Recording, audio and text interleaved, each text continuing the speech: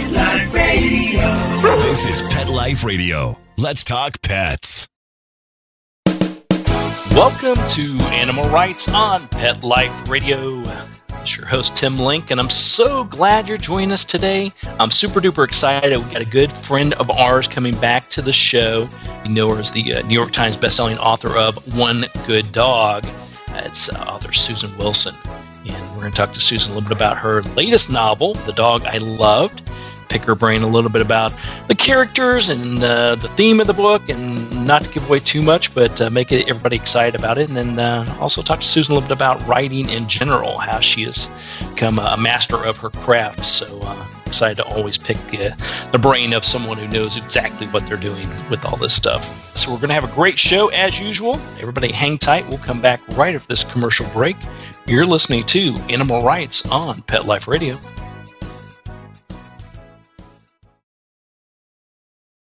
Does your dog itch, scratch, stink, or shed like crazy? Come to Dinovite for help. Order a 90-day supply of Dinovite. Dinovite for life. Pick up 2 tubes of Dogosuds. Get the 3rd tube free. Peppermint, tea tree, lavender, Dogosud shampoo. Made with all-natural coconut, jojoba, aloe. Great for healthy skin and soft, shiny coats. But no itchy, harsh chemicals. Lather up, rinse away. Try Dogosuds. Buy 2, get 1 free. At Dinovite.com. DINOVITE.com.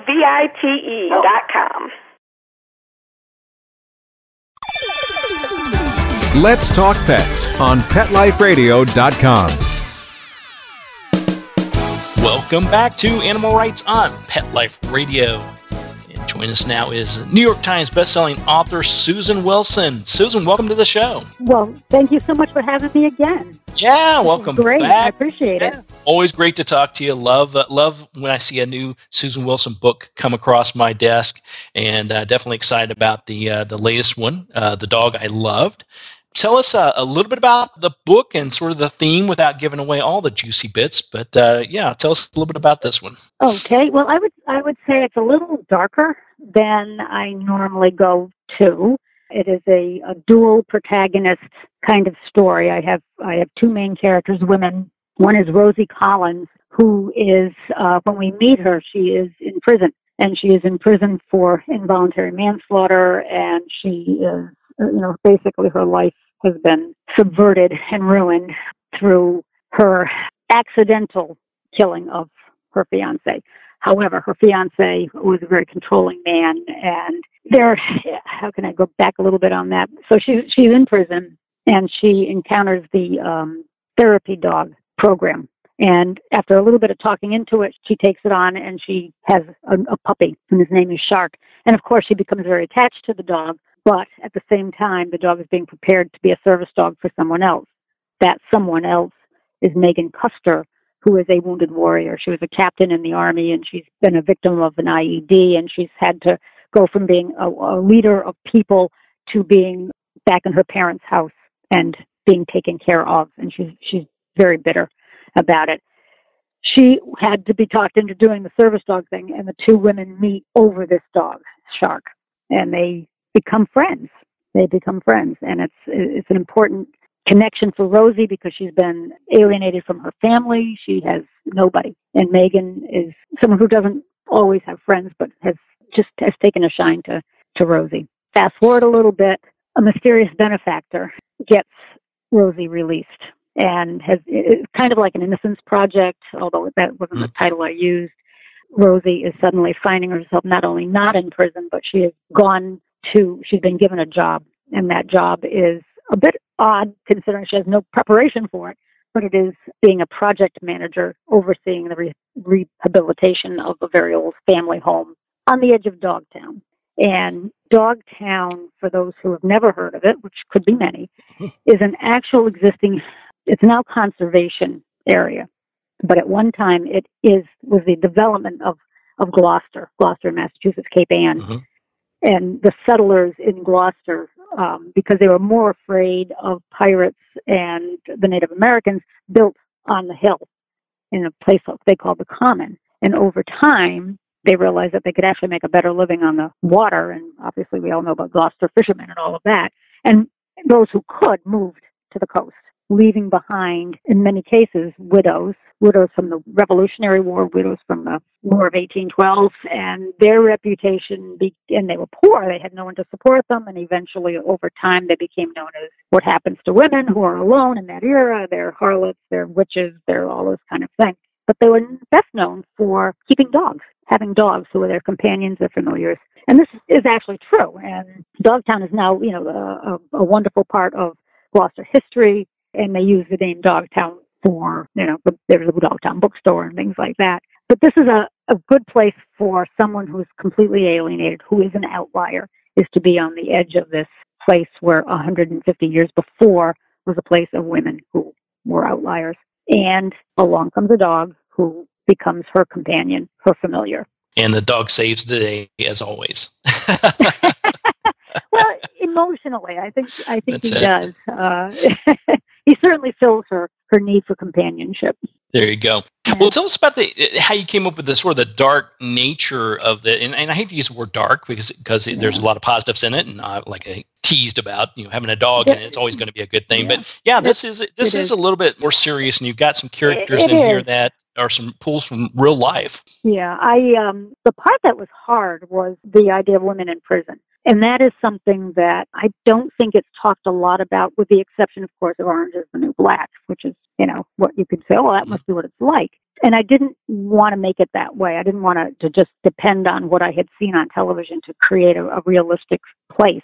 And I'll come back to that in a little bit. But and then Megan being, a female leader of men and women, and being wounded in that way, her psyche was really damaged. And that was a little hard, and these were two women that I created out of whole cloth, who I really became attached to in many ways.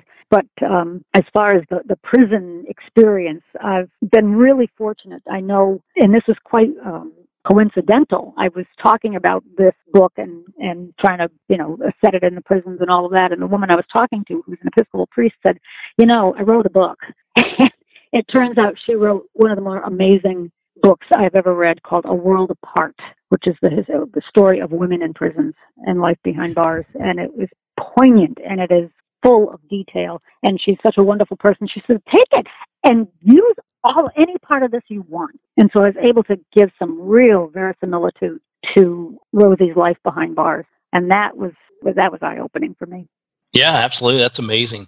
So picking your brain a little bit on this, I always love the creative process and how you come up, with these characters and the scenes. In this case, like you said, you got two protagonists here. You got two totally different type of people living totally two different types of lives. How did you come up with this idea? Was this something that was brewing in the back of your head? Did you pull from some of the headlines you're seeing around, or is this something you've been wanting to do? That's a really good question. I'm not sure I have an answer for that. I think part of it, every story I write starts off completely different, which is a problem for me. Sometimes I go down one line and then I think, no, let's go this way. I think I've always liked the idea, and I harken back a little bit to Dickens, the idea of the mysterious benefactor. And how does that change your life? And how do you cope with not knowing who is taking care of you from afar, and this kind of thing. And that was sort of a nugget of it. And then I thought, well, what are the problems that this mysterious benefactor is trying to fix? And then that's when I went into, well, what if she's in prison? And then two influences. One was my agent, who years ago said, I've heard about this program where they take puppies and they teach them to be service dogs. And she said, I really think that would make a great story. And I fought it off for 3 or 4 or 5 books. And I said, no, I don't want to do that. And then I thought, yeah, maybe I do. And that's how I got the dog aspect of this story into it. And then, of course, I thought, well, what happens when they train these dogs is they have to give them up. They have to, and it's a graduation, but how do you do this? You're particularly when you take them at that age and they're babies and you love them and you play with them, and how do you give it up? And to make it palatable, I had to make the person that Rosie gave that dog to, or handed the dog to, someone who was equally as compelling as she was. So that's how that happened. And then I thought, well, obviously I'm going to have a wounded warrior. And then I thought, it doesn't have to be a man. There are women out there. And I think of Tammy Duckworth, and I thought, you know what? These are people who are strong people who are put into a very, very difficult place. And how would a dog help them? And not to give too much away of the story, Megan grows from this experience, and she hits her independence again, and she finds herself again. And that was fun to do. Yeah, and I loved how you tied this in with the female aspect of it, because we, as much as we love to hear about success stories with our wounded warriors and our success stories with training dogs and rehabilitating dogs or getting them ready for service dogs for those that are in prison, you're absolutely right. We typically, or at least I will say this, typically think this as a male situation. We do. And you see a lot of the news reports that way, and it impacts the females as well. Absolutely.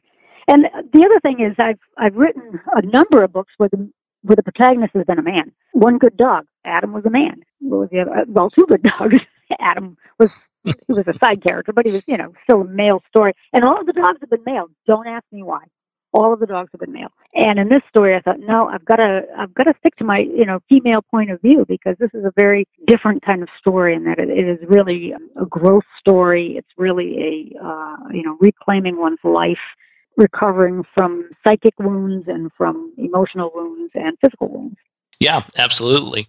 So when people pick up a copy of The Dog I Loved, and they read through it, thoroughly enjoy it, of course, what's the takeaway from it? What do you hope they gain from it? I think, it sounds a little trite, but I think that it's a book of second chances. It really is. It is a second chance. Rosie is her backstory is that she's, a young graduate from the Seven Sisters College. She's got everything going for her, but she's got a ton of student debt. She's back home living with her parents, who are very blue collar, and she falls in with, this handsome, rich, controlling guy, and she chooses him over her parents at a critical moment. And she needs to get another chance to make it right for them and make it right with them. And that's one of her challenges, other than getting out of prison. And Megan, of course, her second chance is to start her life over again. And I think that second chances are a really great theme, because there's so many ways to cast it, how to do it, and do those second chances work, or do they not? And everybody deserves and needs a second chance from time to time. So I love how that ties together. Yeah. All right. Well, we're going to take a quick commercial break. Then we'll come back and talk more with New York Times bestselling author Susan Wilson. Talk about the latest book, the novel The Dog I Loved, and also pick Susan's brain a little bit about writing and styles and creativity. So it's going to be fantastic. So everybody hang tight. Come back after this commercial break. You're listening to Animal Rights on Pet Life Radio. Sit. Stay. We'll be right back after a short pause. Well, 4 to be exact. Hi, this is Tim Link, animal communicator and pet expert and host of Animal Rights on Pet Life Radio. Have you ever wanted to know what your pet is really thinking? Do you want to find out if they truly understand what you're trying to tell them? Ever wish you could build a better understanding and closer relationship with your pet? Well, now you can. Learning to Communicate with Animals is a 4-part on-demand workshop. In the workshop, you'll learn the essential techniques that are necessary to communicate with animals, including what is animal communication, breathing correctly to achieve the perfect state to communicate with your animals at a deeper level, using guided meditation exercises and method to communicate with animals, and how to send and receive information from your animals. So if you're wanting to learn how to communicate and connect with your animals at a deeper level, visit PetLifeRadio.com/workshop and purchase and download Learning to Communicate with Animals. You'll be glad you did.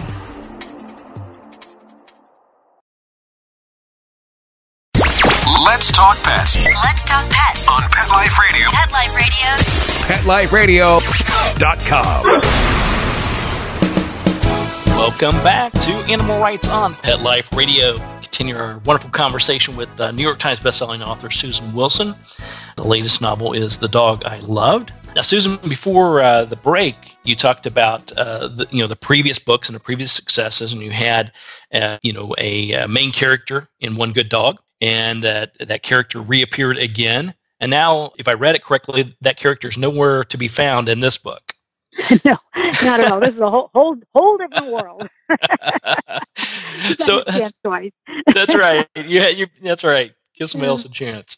So how do you decide as an author? I mean, are there ideas and opportunities that you want to diversify yourself with and write? Or, oftentimes when you're writing novels and you've got a great character, there is a time when that character needs to move on. But yet you've got the fans out there that want to see this character live on in every single book. How do you decide how to sort of break the tide and move away from it? That's an interesting dilemma. I never, tried to write the same character over and over again. It's never been my intention. These are not series. These are not, these are one-off books. But when I was, I had written one good dog, and then there were a couple or three others, and then I thought, what am I going to do next? And I had a plot and idea all in mind, and I'm like, for whatever reason, I kept thinking, I'm not really done with these guys yet. I'm not really done with Adam and Chance. And I feel like they had been, I'd left them at a certain point in their lives where things were going to be better. And what happened to them? I started to get curious. Where are they? What are they doing? So I worked them into two good dogs. And I would just say that Adam and Chance were not the protagonists. They're secondary characters in that book. Their action is reactive to the plot that goes on with the women and the mom and the daughter. But it was fun to have them around again. It really was. And I gave them a little bit, more history, and that was kind of fun. But I think that was the only time I've ever done that. Having said that, the work I'm doing now, the next draft of a new book, I'm actually bringing in two secondary characters that I've used before and giving them the whole story, so which is kind of fun. So you never kill off your characters unless you're in a soap opera. Exactly. Put them, they're like second stringers now. Go, sit on the bench for a while. Let's see what happens. That's right. But it is funny when I've done settings too. I've created places, and I've enjoyed those places so much that I brought them back because I thought, well, I don't have to invent anything else. I've got this town I already have in my head. So that's been kind of fun. Yeah. Now, the places, obviously, you pull from some familiarity, obviously, but do you grow attached to those places just like you do the characters? I do. I will say that Hawks Cove, which I invented, out of whole cloth for actually the second novel, I think it was the second novel I ever wrote. I love that place. I just loved it. And I did actually use it for not the setting for the entire story, but a setting for one of the characters' hometowns kind of a thing. I take that back. No, I didn't. I actually used it for a second setting for Summer Harbor. And it was 30 years later. And I thought, well, how has it changed? And I had to accept the fact that this town that I had invented that was primarily looked at in the 40s was now in the 90s. I think it was that long ago. And it had changed. Yeah, I mean, and that's one of the Susan, one of the greatest things I love about your writing and writing styles, because oftentimes, no offense to this at all with other authors, they'll pick from a real life place that they know. They'll change some of the scenery to protect the innocent, we'll say. They'll pick their hometown or the family summer cottage or something of this sort. Great sceneries, fits into the story well, but in tweaking it slightly so it will become slightly fictional.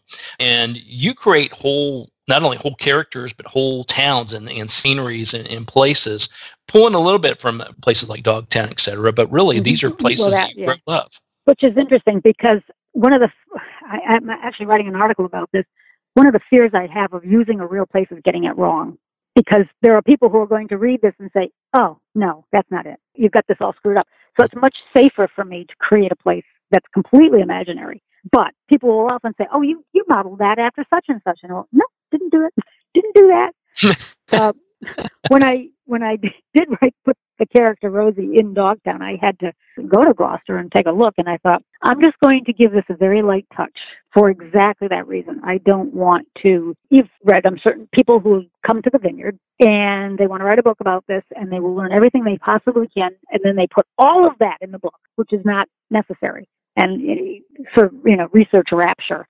And I didn't want to do that. I wanted to touch it lightly. Yes, some landmarks, the name of a real restaurant because we ate there twice. I thought that was safe, that kind of thing. But I really am more comfortable making places up. Yeah. Well, I think you're spot on. You don't want to get it wrong. And when you say don't get it wrong, well, it's really a viewpoint. There are historical facts that, yes, you can, if you do your research and do it wrong, you perhaps will get it incorrect. But I sort of think about it as, the hometown I grew up in, my memories and my thoughts. And when I go back there and I see it, my take on the town is totally different than someone that's perhaps born and raised and never left. That's right. That's exactly right. Everybody has their own view, vision, and essence of their place. And you can't fake that. And so you have to make new stuff up. I mean, there are a number of, you'd be surprised to know, there are a lot of authors that live on the vineyard. And some will use the vineyard and some will not. And I think it's because it's very personal. And so what you're writing about is not my experience, but it's yours. That's right.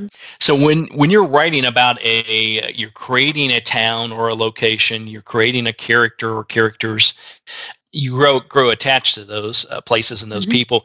As an author, how do you see them? I mean, do they really become, you can see them in your mind's eye, what they look like and how they act as if they were sitting in a room next to you? Or is it more of an overview or a concept where you can sort of give a flavor to it? It's more the latter. I don't actually see their faces. I guess that's the best way to, I mean, I know, in fact, I don't give them a description, whether they're tall or thin or fat or, that kind of thing. But I like the reader to dress them and to envision them is the way they want to. So no, they're I think it's like channeling. I mean, maybe that's the best way to. It's more of an embodiment.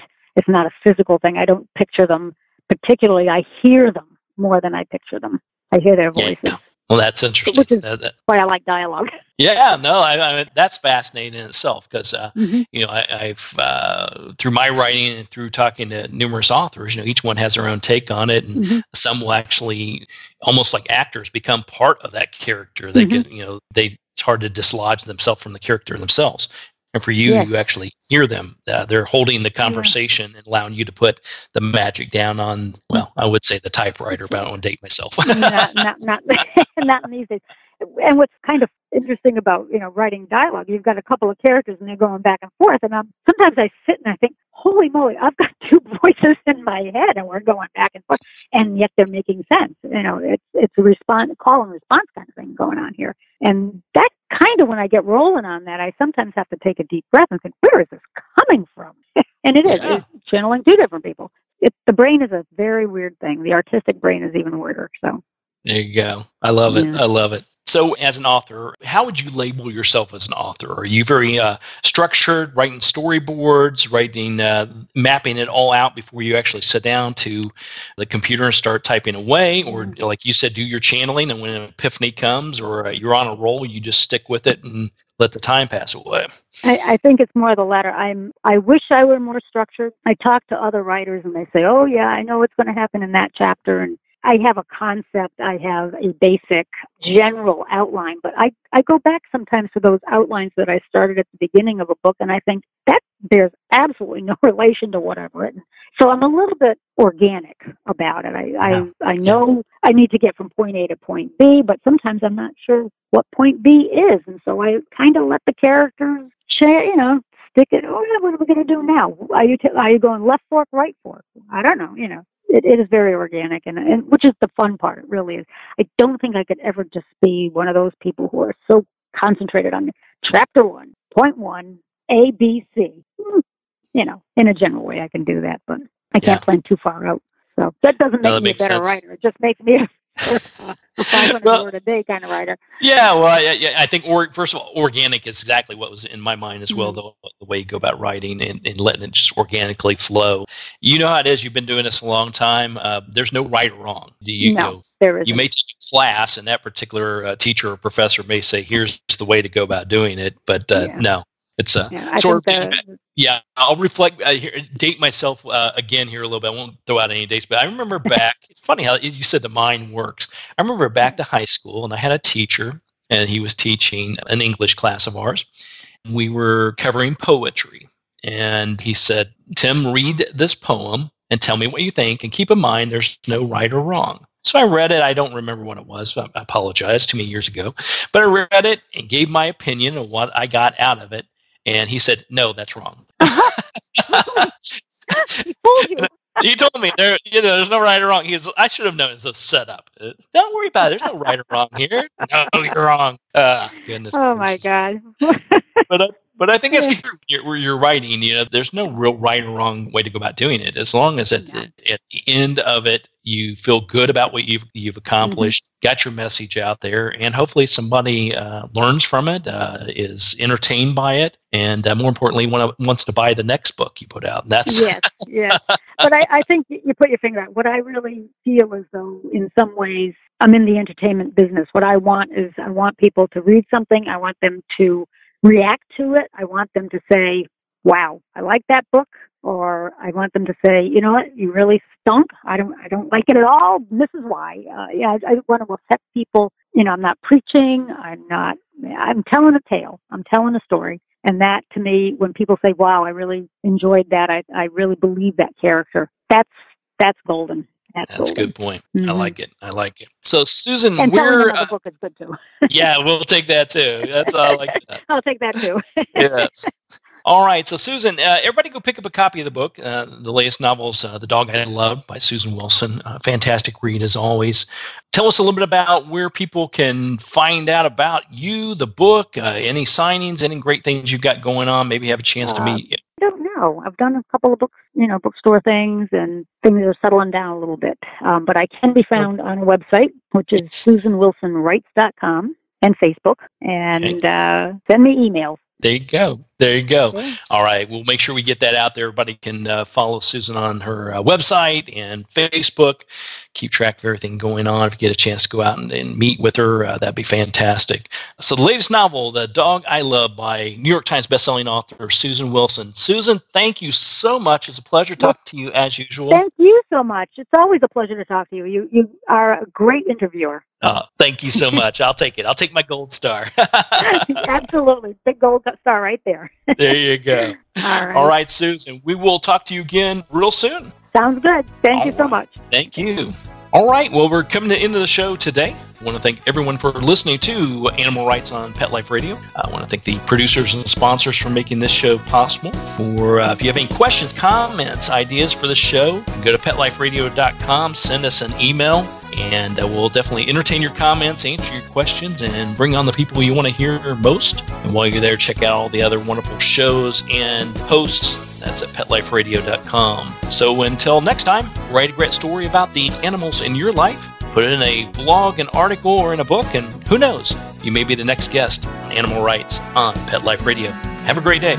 Let's Talk Pets, every week on demand, only on PetLifeRadio.com.